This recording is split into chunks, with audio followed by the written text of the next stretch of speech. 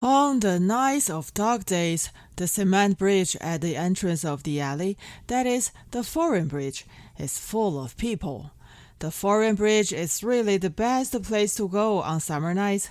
There is no wind in the patio, no wind in the alley, but there is on the bridge. The wind goes on water. How come farmers do not understand this? The wind is very small, only a wisp of it, but it is wind after all. It is in turn doubly precious, and it is exceptionally cool when it slides across the body, almost a small surprise. Most of the people who come to the foreign bridge are children and young people, and it is very crowded. The foreign bridge is actually very narrow, only as wide as 3 prefabricated slabs, and the bridge is actually full when people laying on it. But it doesn't matter. It doesn't affect the pedestrians. People enjoying the cool air all put their heads on one side, and the other side is full of legs. There is a gap between the legs anyway, and those who walk just need to be careful to step over.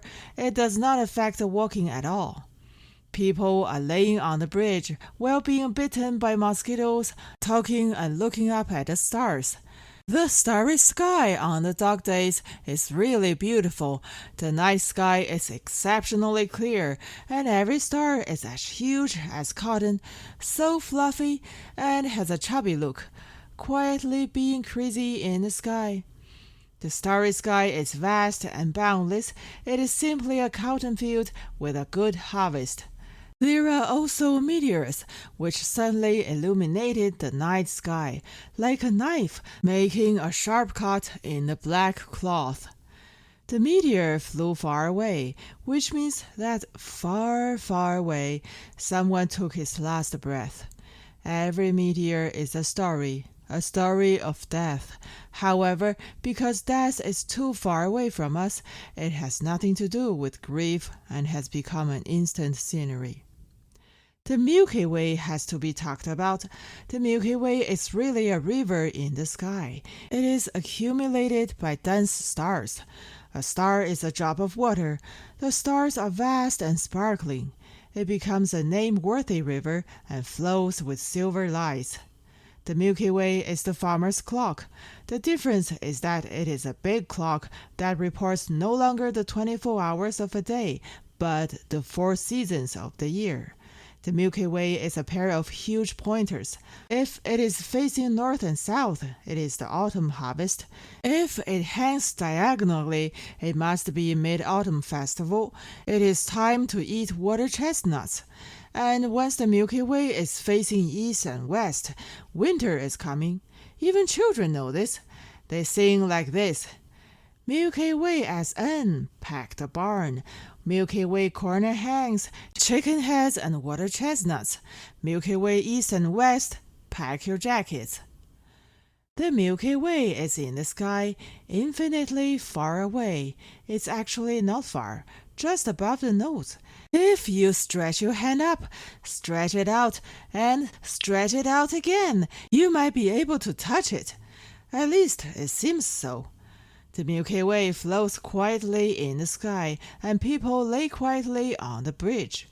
The summer night in one village is such a basic pattern. In fact, the dark days are not quite at night, but more noisy than the daytime. Why? It's because of the frogs in the rice fields. As soon as it's dark, the frogs roar. After all, it is a little far, surging, but vague. But there are too many frogs, more than the stars in the sky.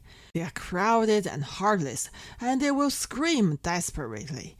It seems to be lively, but in fact it is still lonely. Their cries converged together with an open depth, surrounded from all directions and passed on in all directions. Summer nights in dark days are like this. The stars in the sky are lively, and the frogs on the ground are lively. But the village is quiet, which can be called dead. Everyone's figure is dark, like a well. Each well has its own bucket, up or down, bottomless. Most of those old people and women don't want to go to the foreign bridge. They are more willing to guard the alley in front of their house, which is more comfortable here, especially women. As long as they have had children, they will stay in the dark alleys, bareback, like men. They strip off their upper bodies and bare chests and sit in the dark, holding banana fans in their hands, slapping mosquitoes while fanning and chatting. Their breasts hang on their chests and sway with the fans in secret. They joke that they are selling eggplants. There are only 2 in total in the small businesses. No one buys them, so they sell them every day.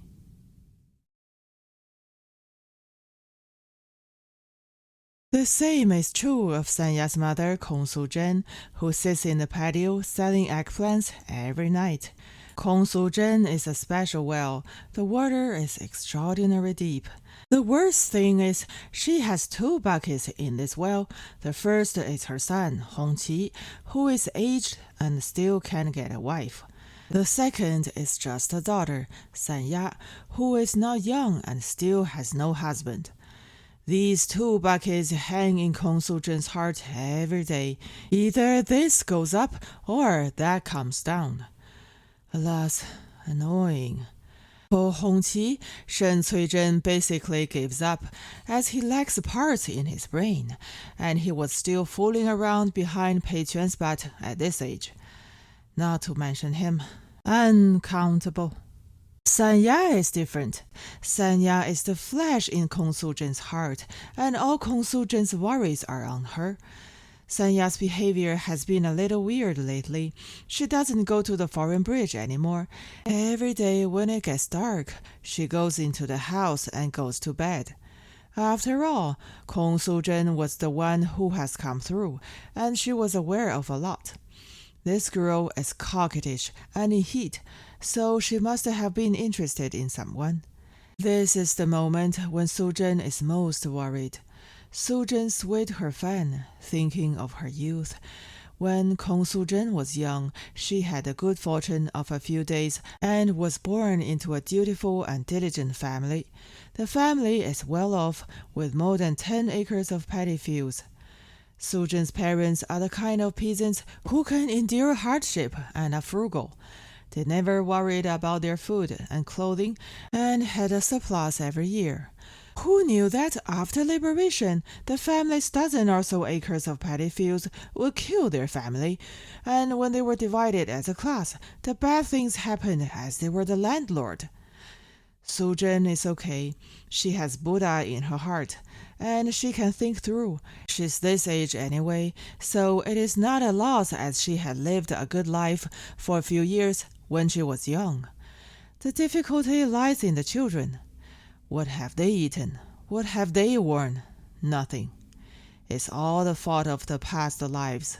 Kong Su-zhen did not commit any sins, but the good times she lived were sins.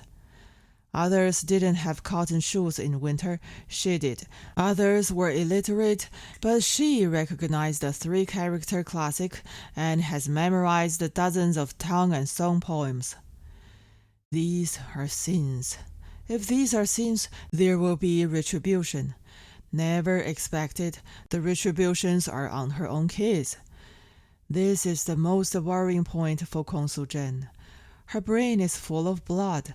Now that the children are older, they have to marry, they have to be married. It is difficult. Speaking of which, there is no need to worry about Sanya. A girl can get married anyway, not to mention that Sanya has such an appearance. In fact, the most difficult is precisely this girl. According to Kong Su-zhen's intention, the original plan was to use Sanya to exchange a family for Hongqi. In Shibridge village, it was agreed already. Sanya did not agree. She didn't like it. Sanya didn't say anything, just stare at the well on the patio with a pair of beautiful eyes. And the meaning was all there. When Su-zhen saw it, her heart was cold and got extremely feared. She couldn't force it anymore. Su-zhen softened her heart and sent them back. Since this retreat, the two people's major events have not been settled till now. Talking in detail, she is not biased. Suzhen really likes her own girl. The girl looks like herself. Hongqi is a little silly and a little ugly, and it doesn't make Kong Suzhen sad. And what makes Kong Suzhen sad is her son is never able to get rid of a low, slave-like appearance. He is cheap and has no blood at all. He is neither like his mother nor father. No one knows where he learned it. As for Sanya, it was the other way around. The blood was a little more exuberant and the spirit was a little higher. It's all up to her mom. Back then, Kong Suzhen was also a stubborn one. Her parents once arranged a marriage for her in Zhongbao town with a tailor named Liu. Suzhen was at odds with death. She just liked Wang Dagui, the son of the long-term worker, and finally got married. No acquaintance is like a mother. Suzhen knows that this child Sanya is just like herself. Not any kind of man can take her casually. If you are not in her eyes, you can't open her legs. If it's at that time, it doesn't matter. Mom will be up to you. But Sanya, can you be stubborn now? What's this age? What are you? Your Sanya's crotch is not fragrant. Taking advantage of the summer break, Sanya asked her mother for a few yuan, pulled a piece of very cheap cloth with a water-red background and the color of iris petals, and sewed a floral blouse for herself. Although it is cheap, it is new after all, freshy. Sanya's needle and thread are skillful, and the wearing is very decent, so it is satisfactory. Sanya put on the floral blouse and wandered around the village several times during the day. In fact, it was not a showing off, but her little calculation was to meet Duanfang. She wanted Duanfang to take a look. When Sanya took the needle and thread, she made a bet for herself. If she ran into Duanfang when she was wearing the new blouse, that means she had hope. It would be bad if she couldn't meet him. Sanya didn't get her wish, and it didn't go well at the beginning. Actually, it doesn't matter, but when girls reach such an age, it is inevitable that they will have some weird thoughts, and they will be mysterious. Sanya didn't meet Duanfang and was very frustrated. Talking in detail, Sanya likes Duanfang not for a long time, and that is when the wheat was harvested. Duanfang is diligent, sturdy, not afraid of hardships at all, and does not put on the stinking air of intellectuals, and immediately gave a different impression to the girls in Wang village. In fact, Sanya didn't think of Duanfang. Sanya is very aware. With her own conditions, Sanya would not dare to face a young man with too good conditions. How can it be her turn? But sometimes things are like this. The more you dare not, the more you will bump into them. That day, Sanya was standing on the springboard, loading wheat into the cement boat. Duanfang came over with a wheat bundle. Duanfang's body was heavy and his feet was strong. As soon as he stepped off the springboard, it swayed. Sanya didn't pay attention and was almost thrown into the water by the springboard. Duanfang grabbed Sanya's arm and then stood firm. When Sanya looked back, she saw Duanfang smile. His smile was so special that in retrospect, she could only describe it as clean. Duanfang's smile is really clean. It doesn't matter if he looks good or not. It's clean. Sanya likes it.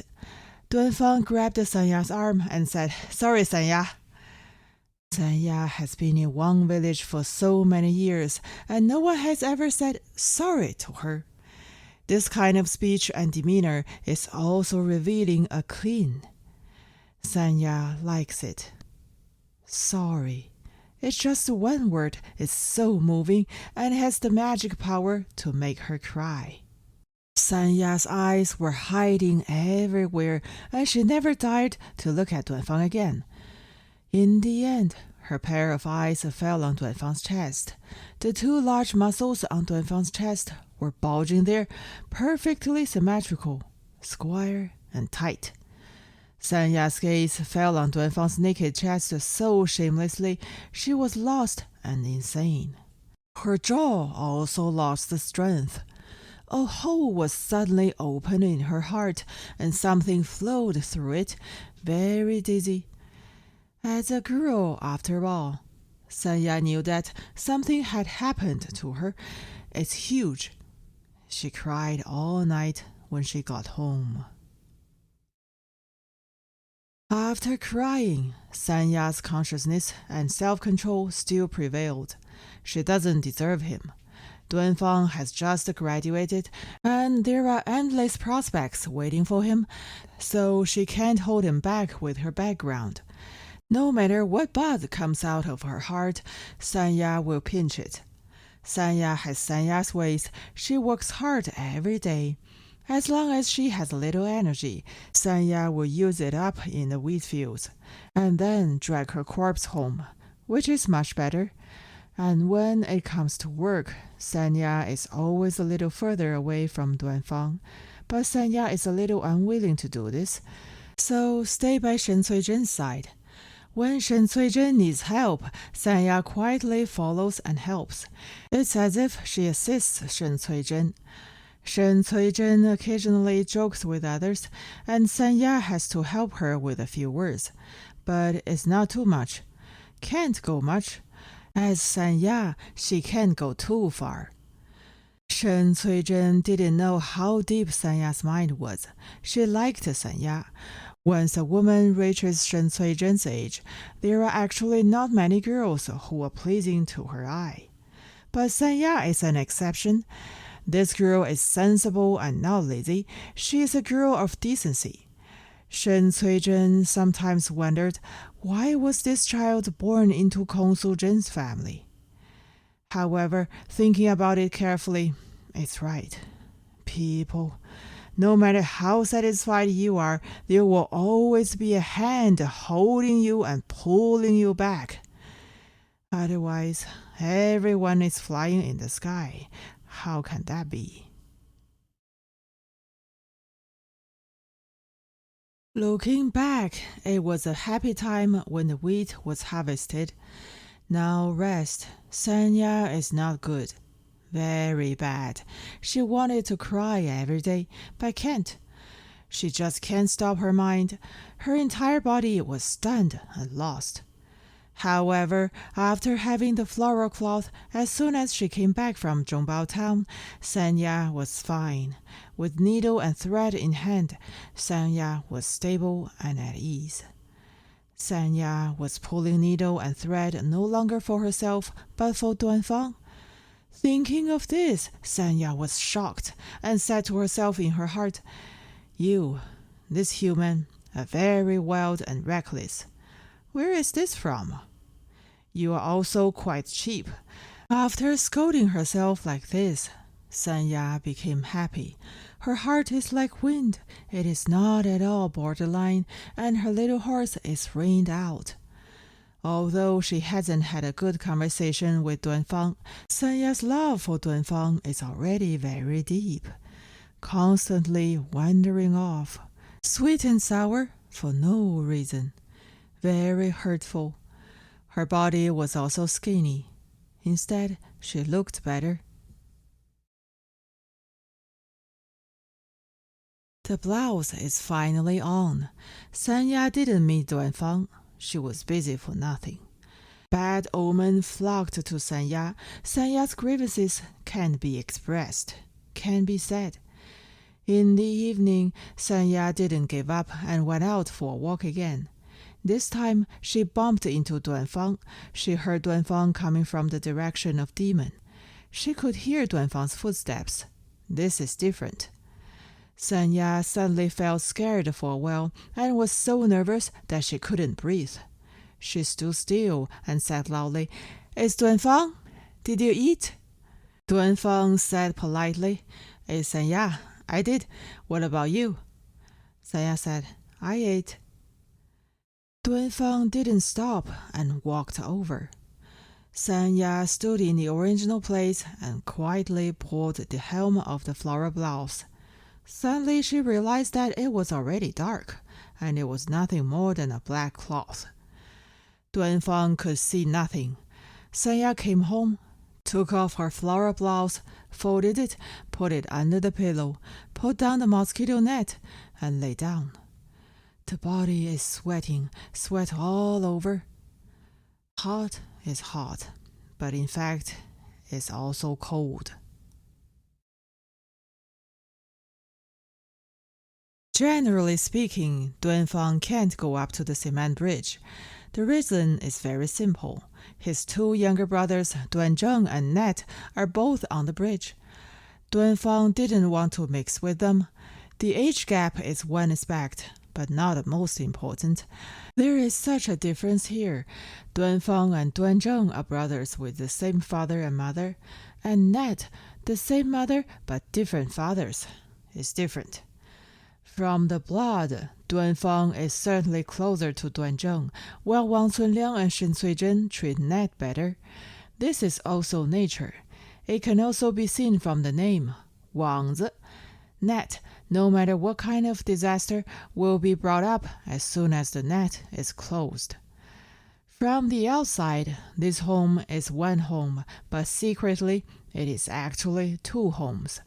When everything is safe and sound, everything is beautiful, and when something happens, the branches will come out. Duanzheng and Net are young after all. How can they understand this level? They can't play enough themselves. The two people now and then quarrel, fight, and make trouble, and sometimes they can make trouble several times during one meal. In fact, they are all unintentional, but when an adult interjects, this is intentional, and there are complex differences. Things happen when attention is not paid. So, when it was a last resort, Duanfang would instead protect Net and scold his own younger brother mindlessly. And Hongfen turns it around and pretends to protect Duanzheng. Everyone knows it's fake, but that's how people are. They can't be too sincere, as they would be stupid. Once at the dinner table, Duanzheng beat Net and knocked Net's bowl to the floor.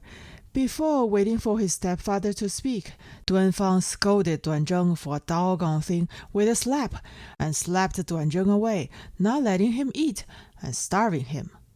Later, it was Hongfen who came forward to smooth things out, and sent a bowl of sweet potato rice to Duanzheng. The mother was unhappy. The next morning, she especially found time to tell Duanfang, "Your own brother, it doesn't matter that you beat him. You can't scold doggone." Duanfang knew the doggone is a taboo of his mother, and it is equivalent to scolding his own father. He can't. Duanfang was silent for a long time and said, "I see." This taught Duanfang a small lesson. It's always good to ask fewer questions about the two brothers. The more you ask, the more troubles are. However, there are some things you can't avoid, and they will come when they should come. Around the evening, Duanfang was laying at home reading a comic book, and Net came back from outside. As soon as he came back, scared Duanfang. All over Net's whole body was water, and his demeanor was extremely flustered and abnormal.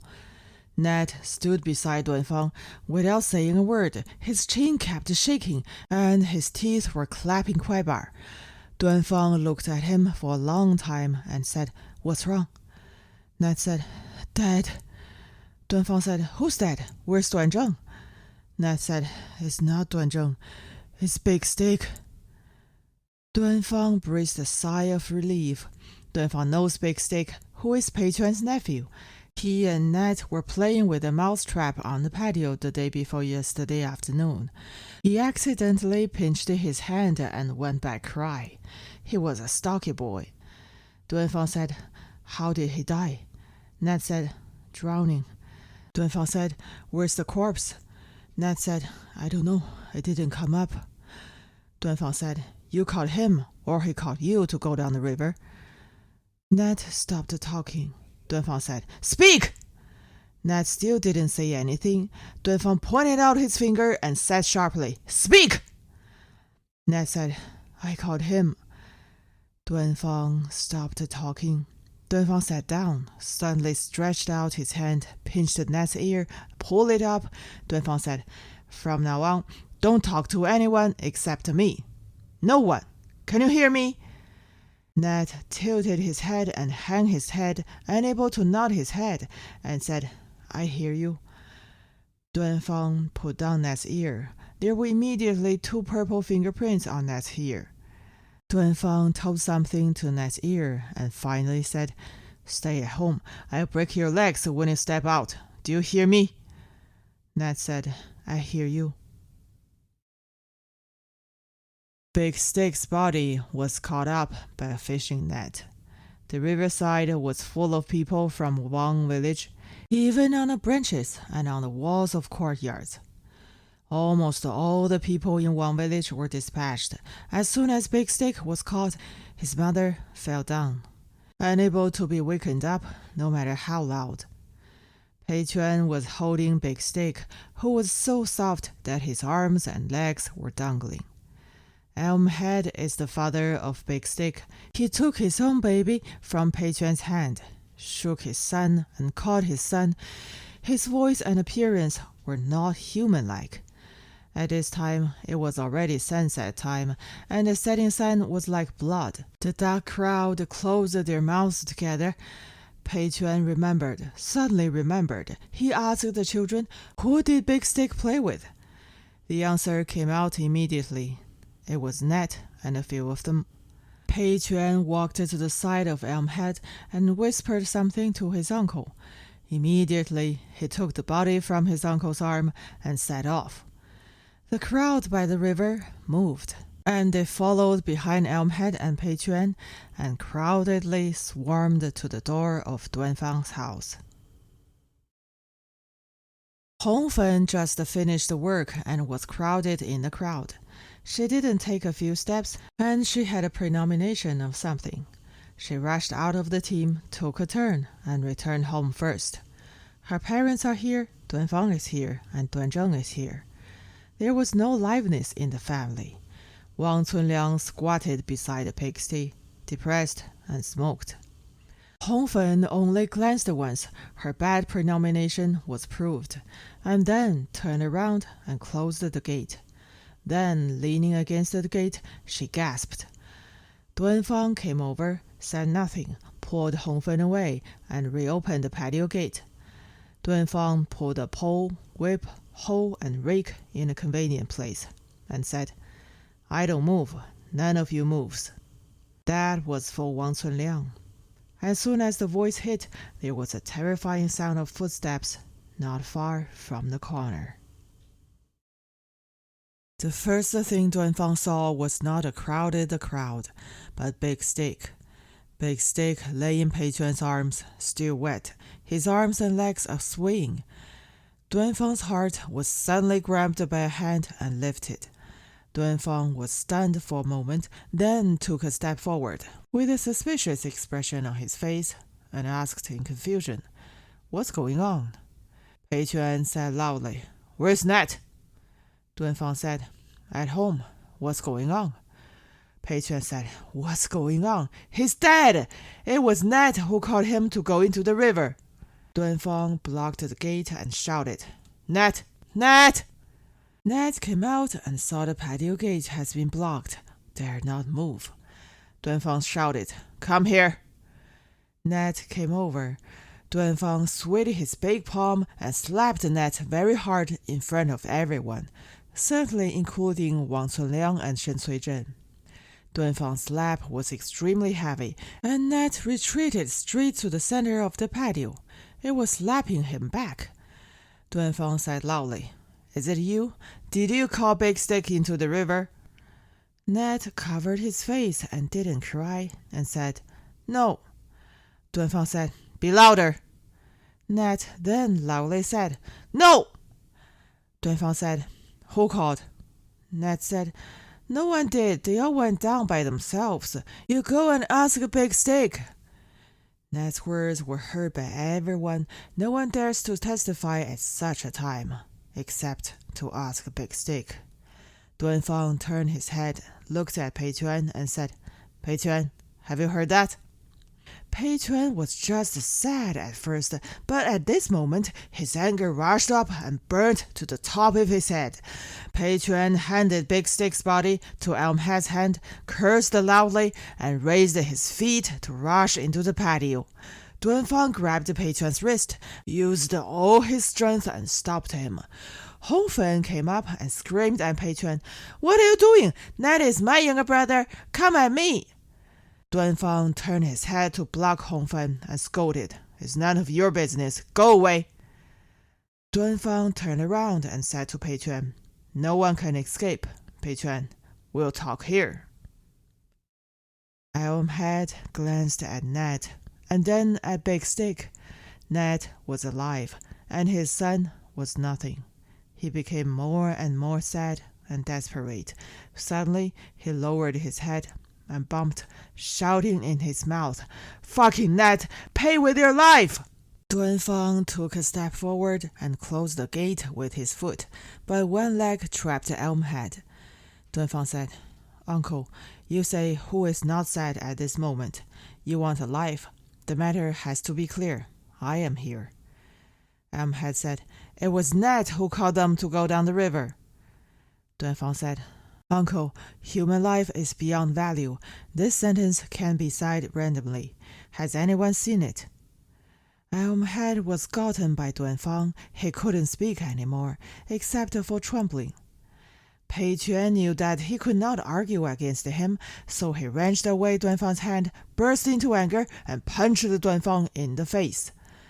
Duanfang swayed and closed one eye, but the other eye opened very round, and the 2 lines of blood from his nostrils rushed down. Duanfang did not fight back.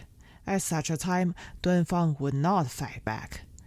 With so many people in front of him, he had to let people watch something. That's how people are. First of all, they have to see something.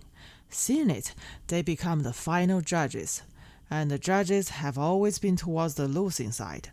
What Duanfang needs most now are these referees. And Pei Chuan's beat. The harder he beats, the more the judges will go towards him. This is an opportunity to unite them that cannot be lost. Pei Chuan glanced at Duanfang and beat and kicked again. There were yellings from the crowd, a commotion broke out, and they rolled and retreated outside to make way for clearing. This open space was given to Duanfang and Pei Chuan to let them fight here. Of course, Dalu, Guole, and Hongqi are standing on the innermost layer.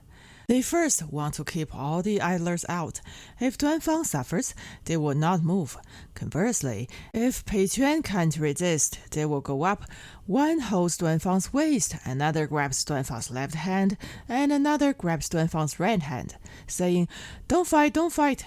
So Duanfang can't move anymore.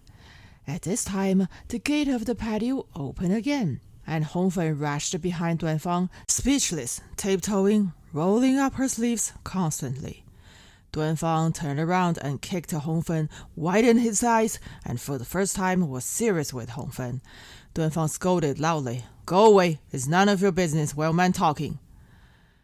Duanfang turned his head and said to Pei Chuan, Pei Chuan, I know I can't beat you. You fight. Duanfang took off his shirt, and Pei Chuan was punching and kicking again. In just a moment, his face and chest were all red, bloody, and his face was deformed. Pei Chuan looked at Duanfang's bloody red body and could not beat him. The thing is that he dared not. Pei Chuan said to Elmhead, Uncle, put Big Stick in the main room of their house. This is the most powerful move, and this is what Duanfang is afraid of. Pei Chuan still said it eventually. One thing is clear, according to the rules of the village, once the body is placed in the main room, nothing can be said clearly. Elmhead held the corpse of Big Stick and rushed towards the door, intent on sending Big Stick's body in. But after all, the sadness is too much, and he has long been powerless.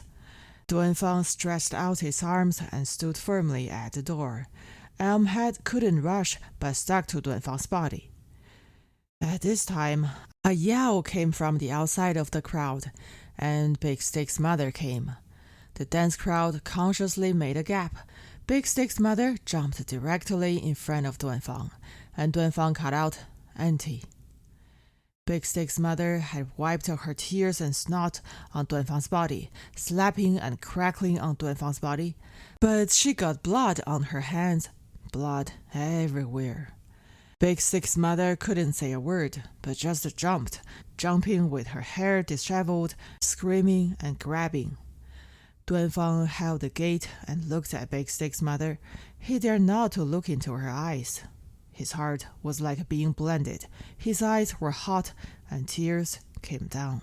He kept calling, "Auntie," but couldn't say anything. Big Stick's mother only jumped a few times and then fell down again, laying on the ground with her mouth open, only breathing in but not out. Duanfang wanted to help her, but he put his hands on the door and dared not let go.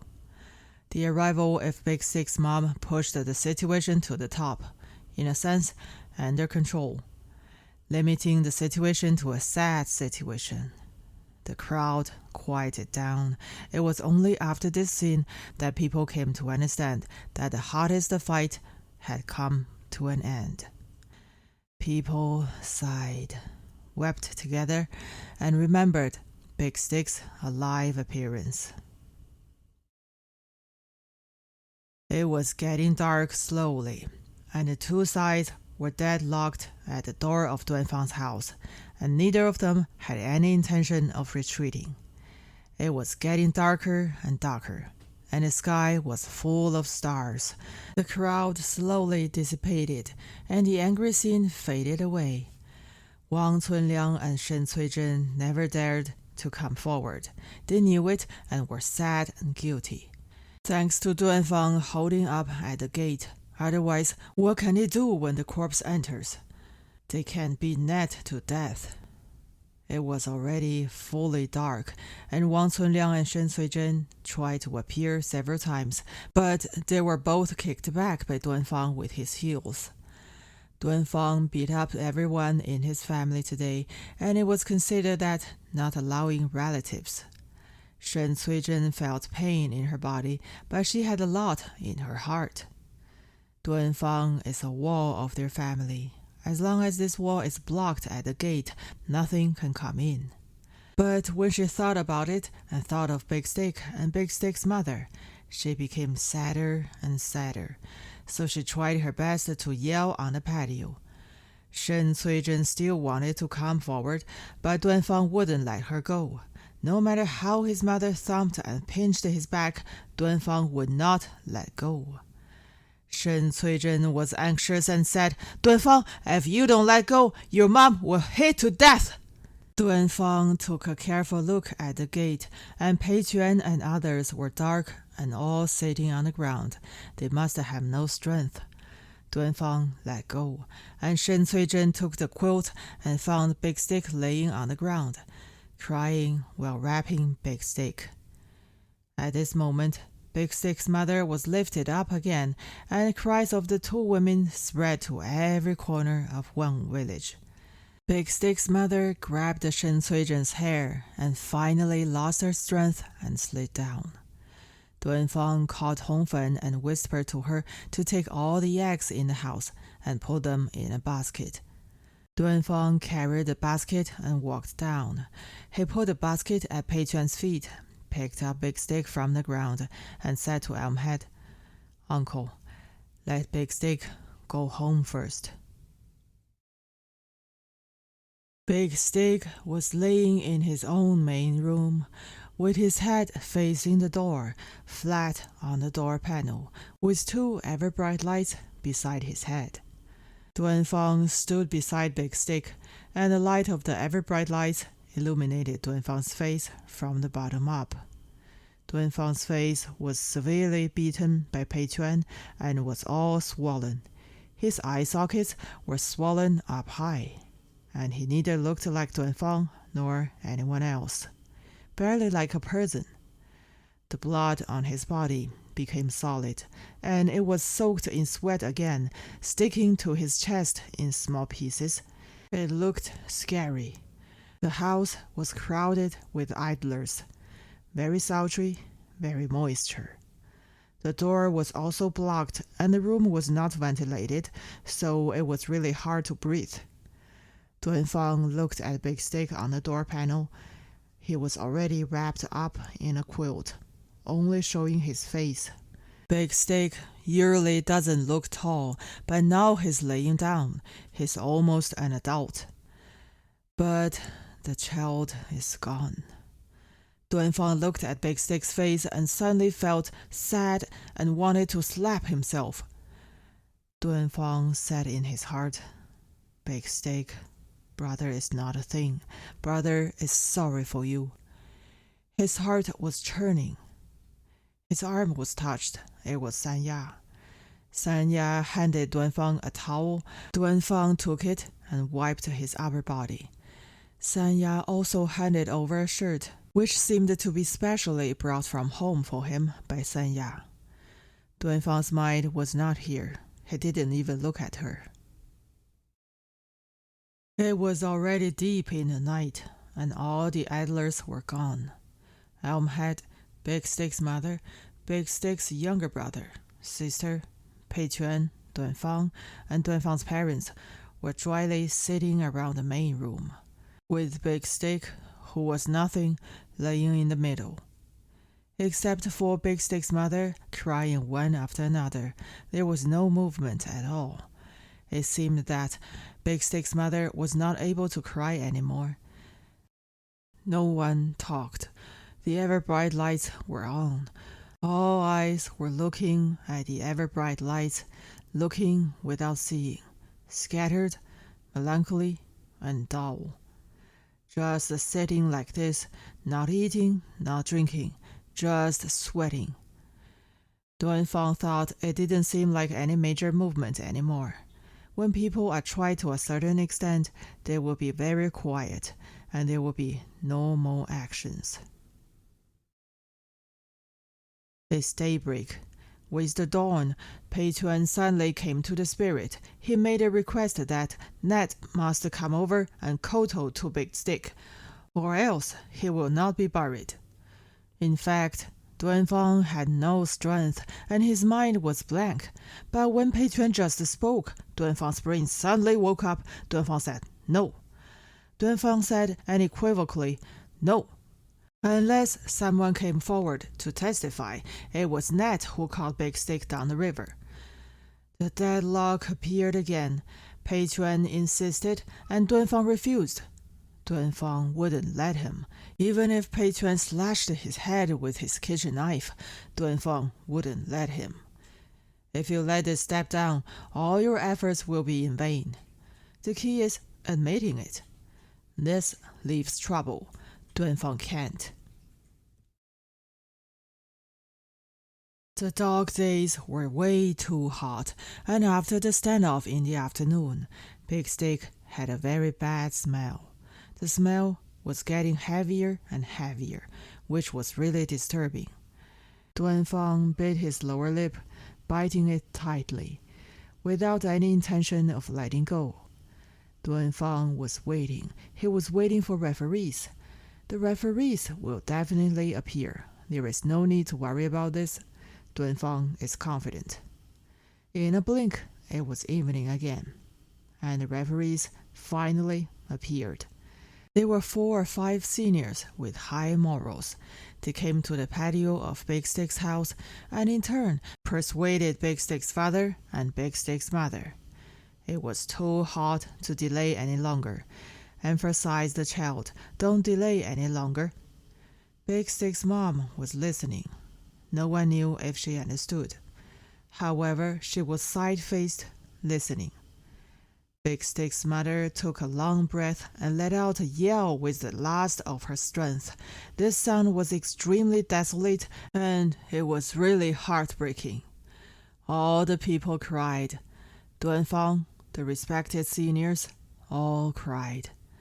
Duanfang burst into tears, knowing that it was over, completely over. He called his mother, asked her to go back, and asked her to go back to carry some lambers, and he wanted to give Big Stick a coffin. When his mother was about to reach the gate, Duanfang stopped her and asked her to catch 2 more old hens laying eggs from the chicken coop. His mother did it. The lambers and 2 red chickens just entered the gate of Big Stick's house, and Big Stick's mother softened. Duanfang called the carpenter. Another setting sun was like blood. Suddenly, there was the sound of an axe knocking in the sky above Wang village. The sound of axe knocking was loud and dull, like death.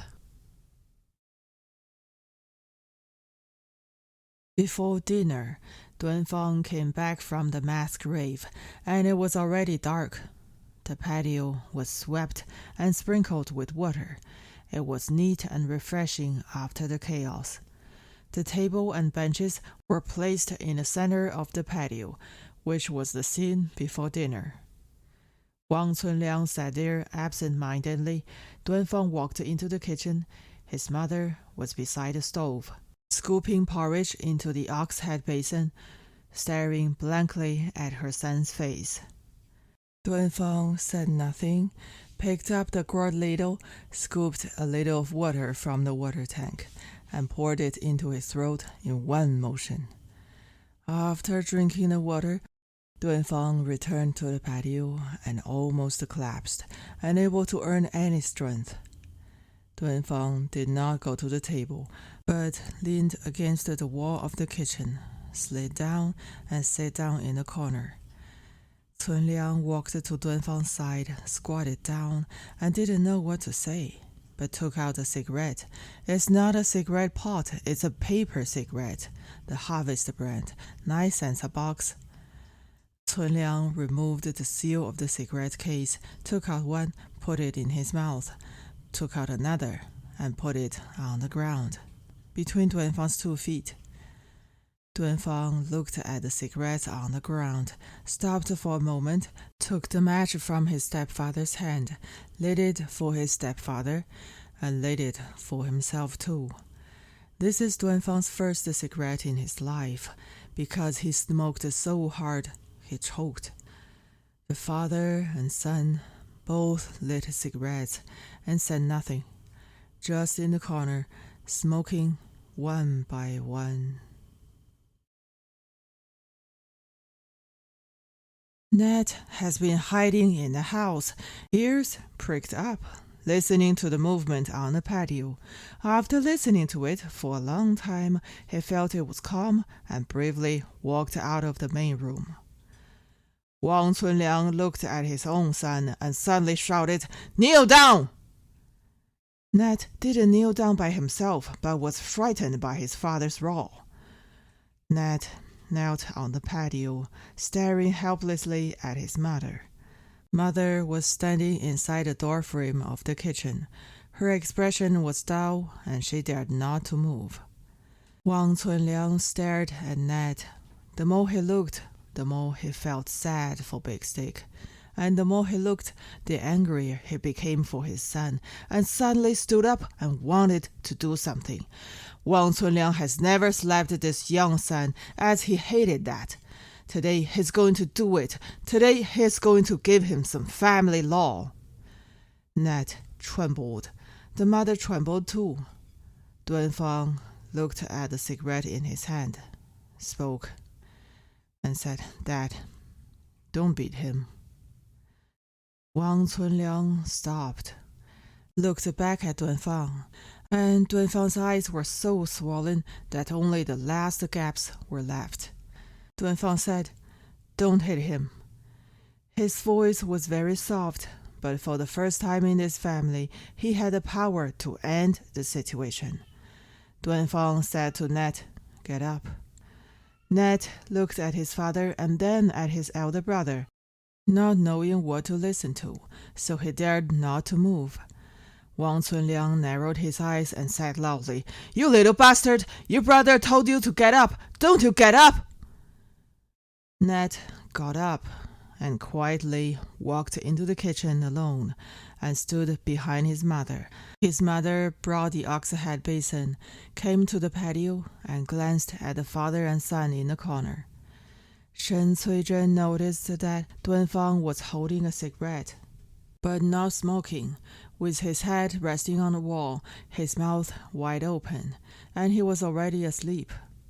Wang Cunliang took off the half-cigarette from Duanfang's hand, pinched it off on the ground, sighed, and whispered, "A dragon gives birth to a dragon, and a phoenix gives birth to a phoenix." Shen Cuizhen heard it and understood what he meant. Her heart was hot and was about to cry. Her hand shook and was scalded by the porridge. Shen Cuizhen put down the ox head basin, put her thumb into her mouth, and said, "It's dinner time." Wang Cunliang bowed, patted Duanfang's knee, and said, "It's dinner time. Sleep after eating."